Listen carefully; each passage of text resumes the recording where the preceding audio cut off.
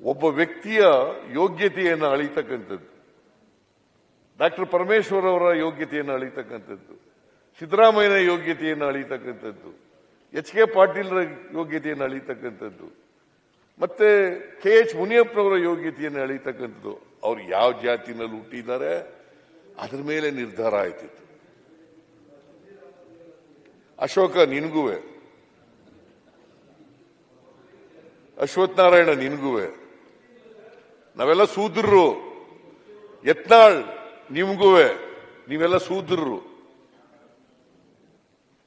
ನಾವೆಲ್ಲ ಸೂದ್ರರು.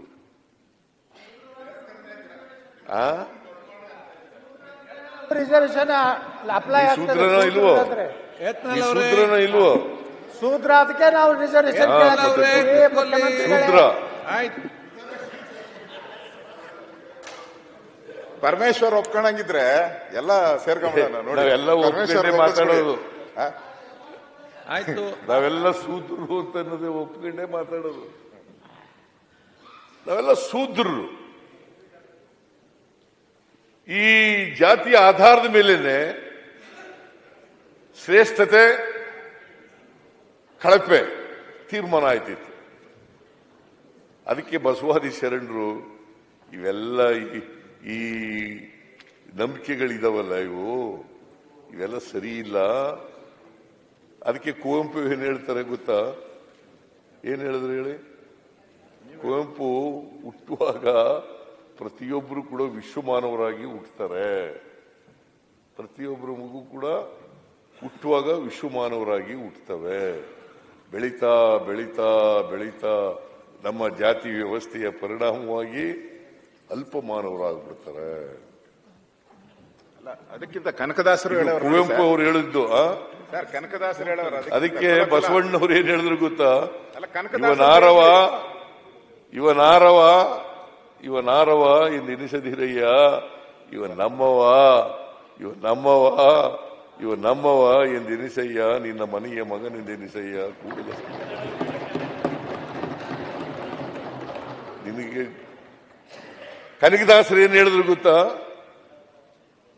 ಕುಲವೆಂದು ಒಡೆದಾಡದಿರಿ, ಕುಲದ ನೆಲೆಯವರು ಬಲ್ಲಿರ ಬಲ್ಲಿರ ಬಲ್ಲಿರ. ಅದು ನಿಮ್ಗೆ ಹೇಳಿದ್ರು ಸರ್, ಅದು ನಿಮ್ಗೆ ಹೇಳಿದ್ರು. ಅಹಿಂದ ಎಲ್ಲ ಮಾಡ್ತಾ ಇದ್ದೀರಲ್ಲ, ಅದು ನಿಮ್ಗೆ ಹೇಳಿದ್ದವರು ಮಾಡಬೇಡಿ ಅಂತ. ಈಗ ಜಾತಿ ರಹಿತವಾದಂತ ಸಮಾಜ ಆಗ್ಬೇಕು ಅಂತ ಕನಕದಾಸರು ಹೇಳಿದ್ರು. ಎಲ್ಲ ದಾರ್ಶನಿಕರು ಹೇಳಿರೋದು, ಎಲ್ಲ ಧರ್ಮಾಧಿಕಾರಿಗಳು ಹೇಳಿರೋದು. ಯಾರು ಹೇಳಿದ್ದಾರೆ ನೋಡೋಣ? ಯಾರು ಹೇಳಿದ್ದಾರೆ ಅಂತಂದ್ರೆ ಪಟ್ಟಭದ್ರ ಹಿತಾಸಕ್ತರು ಮಾತ್ರ ಹೇಳಿರೋದು. ಯಾರು ಪಟ್ಟಭದ್ರ ಹಿತಾಸಕ್ತರು ಇದರಿಂದ ಜಾತಿ ವ್ಯವಸ್ಥೆಯಿಂದ ಲಾಭ ಪಡ್ಕೋಬೇಕು ಅಂತ ಇದ್ದಾರಲ್ಲ, ಅವರು ಮಾತ್ರ ಜಾತಿ ಬಗ್ಗೆ, ಧರ್ಮದ ಬಗ್ಗೆ ಅದನ್ನ ಪ್ರತಿಪಾದನೆ ಮಾಡ್ತಕ್ಕಂಥವ್ರು ಅವರು ಮಾತ್ರ. ಅದರಿಂದ ಮಾನ್ಯ ಅಧ್ಯಕ್ಷರೇ, ಈ ಅನುಭವ ಮಂಟಪ ಇದೆಯಲ್ಲ, ನಾವು ಇದನ್ನ ಇವತ್ತಿನ ಪ್ರಜಾಪ್ರಭುತ್ವ ವ್ಯವಸ್ಥೆ ಇವತ್ತೇನು ನಾವು ನೋಡ್ತಾ ಇದ್ದೀವಿ, by the people, of the people, for the people ಅಂತ ನಾವೇನ್ ಕರಿತೀವಿ, ಪ್ರಜಾಪ್ರಭುತ್ವನ ಜನರಿಂದ ಜನರಿಗೋಸ್ಕರ ಜನರಿಗಾಗಿ, ಜನರಿಂದ ಜನರಿಗೋಸ್ಕರ ಜನರಿಗಾಗಿ ಈ ಪ್ರಜಾಪ್ರಭುತ್ವ ನಾವು ಒಪ್ಕೊಂಡಿದ್ದೀವಿ. ಇವತ್ತು ಪ್ರಜಾಪ್ರಭುತ್ವ ಒಪ್ಕೊಂಡು ಅದರ ಆಧಾರದ ಮೇಲೆ ಇವತ್ತು ನಮ್ಮ ಸರ್ಕಾರಗಳು ಸ್ವಾತಂತ್ರ್ಯ ಬಂದ ಮೇಲೆ ನಡ್ಕೊಂಡು ಬರ್ತಾ ಇದ್ದಾವೆ. ಈ ಪ್ರಜಾಪ್ರಭುತ್ವದ ವ್ಯವಸ್ಥೆ ಬಸವಾದಿ ಶರಣರ ಕಾಲದಲ್ಲೇ ಇತ್ತು. ಅದನ್ನೇ ಇವತ್ತು ನಾವು ಅನುಭವ ಮಂಟಪ ಅಂತ ಹೇಳೋದು. ಆಗ್ಲೇನೆ ಪಾರ್ಲಿಮೆಂಟ್, ಇವತ್ತಿನ ನಾವು ಪಾರ್ಲಿಮೆಂಟ್ ಅಂತ ಕರಿತೀವಲ್ಲ, ವಿಧಾನಸಭೆ ಅಂತ ಕರಿತೀವಲ್ಲ, ವಿಧಾನ ಪರಿಷತ್ ಅಂತ ಕರಿತೀವಲ್ಲ, ಇದನ್ನೇ ಅನುಭವ ಮಂಟಪ.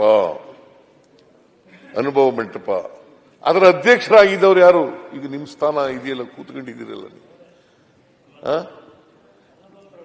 ಅಲ್ಲಮ ಪ್ರಭು ಅತ್ಯಂತ ತಳ ಸಮುದಾಯಕ್ಕೆ ಸೇರಿದಂತವರು ಅದರ ಅಧ್ಯಕ್ಷರಾಗಿದ್ರು.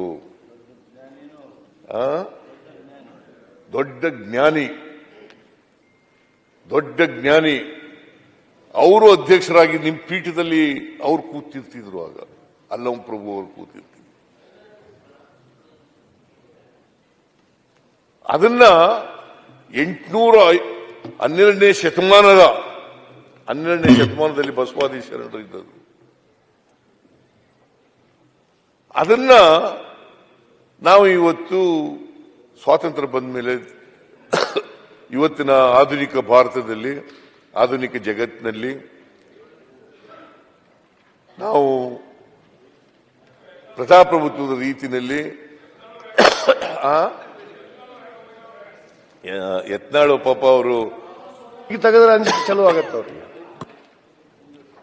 ಅದರಿಂದ ಮಾನ್ಯ ಅಧ್ಯಕ್ಷರೇ, ಈ ಅನುಭವ ಮಂಟಪ ಅಂತಕ್ಕಂಥದ್ದು ಇದೆಯಲ್ಲ, ಅವತ್ತಿನ ಪಾರ್ಲಿಮೆಂಟ್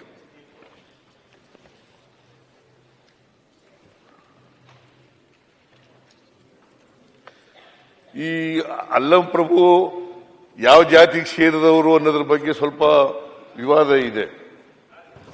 ನಟವರ ಜನಾಂಗದವ್ರು ಅಂತ ಹೇಳ್ತಾರೆ ಸರ್, ನಟವರ ಜನಾಂಗದವ್ರು ಅಂತ ಹೇಳ್ತಾರೆ. ಯಾರಿಗೂ ಗೊತ್ತಿಲ್ಲ ಸರ್, ಯಾರಿಗೂ ಗೊತ್ತಿಲ್ಲ, ಸುಮ್ನೆ ಊಹೆ ವಿವಾದ ಇದೆ ಅಂತ ಹೇಳಿದೆ ನಾನು. ಪ್ರಭುಗಳು ಎಲ್ಲಿಂದ ಬಂದರು, ಹೇಳಪ್ಪ ಇಲ್ಲಿ ಜಾತಿ ಯಾರಿಗೂ ಗೊತ್ತಿಲ್ಲ.